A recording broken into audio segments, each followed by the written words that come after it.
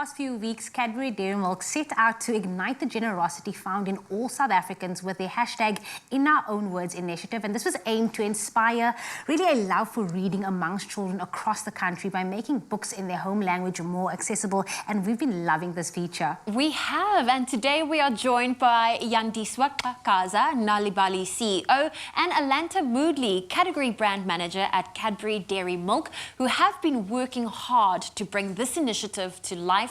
They are here to thank everyone who took the time to translate their words and give us an update on what we're all achieved together. Good morning, ladies. Hello, good morning.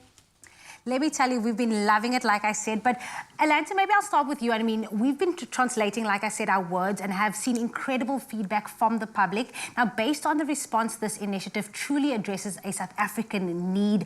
What are some of the highlights that Cadbury Dairy Milk and Nalibali and the public have achieved together?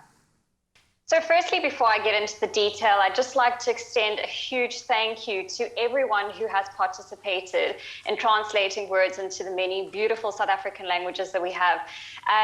We've received such wonderful participation and many messages from people who have translated in various different languages, and also those who actually don't speak many languages who want to learn to speak other languages. We've had wonderful reception from people across South Africa. So I think Cadbury Dairy Milk really is rooted in generosity, and that generous intent of South Africans is actually something that really came to the fore, which made this entire campaign and putting together the stories that much more beautiful. So, we're thrilled to actually say so far that together with Nalibali, we've almost finished writing about 500 different stories already, and we've received over 7,000 different translations. So, yeah, we've seen some beautiful stories come to life, which I'm sure I'll get to tell you a little bit more about.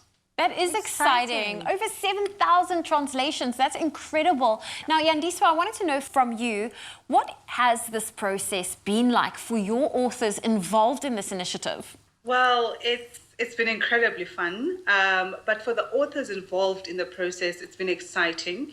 It's been refreshing, right? Because they're responding to a different brief than the usual, that they are used to. So they've had to stretch themselves. They've had to think out of the box. And I got to speak to Mabel just last week, and she was so exciting, just sharing her part of this journey as well. And like I said, you set out to ignite a love for reading among South Africa's youth, which is going to be, a long process. It's not going to happen overnight. But what are some of the public stories that have stood out to you, Alanta?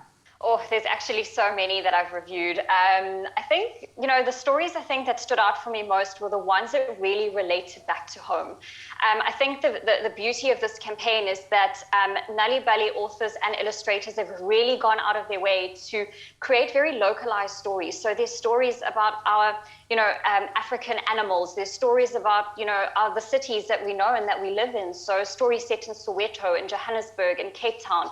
And I think what that does is that it really brings you back to home, and it gives you a sense of familiarity, which is what I think is so important for children to resonate with what they're learning and to understand the stories. And it really does also help generate a sense of imagination, which is really what improves literacy. So, well, that is very exciting. I wanted to know from you, Yandiswa, what have been some of the highlights for you and even the authors that's experienced, that was part of this entire process?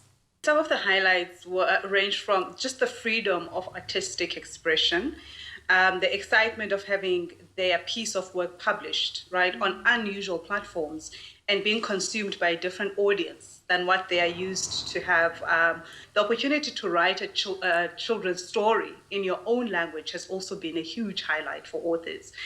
It's very rare. Often the stories have to be written in English first and then get translated to other African languages, but this time was different. And that was certainly one of the big highlights. We love that. And I also believe that you're very close to having 500 stories written, but this is a 3-year initiative. What else can the public look forward to, and how can they still be involved with us, Alanta?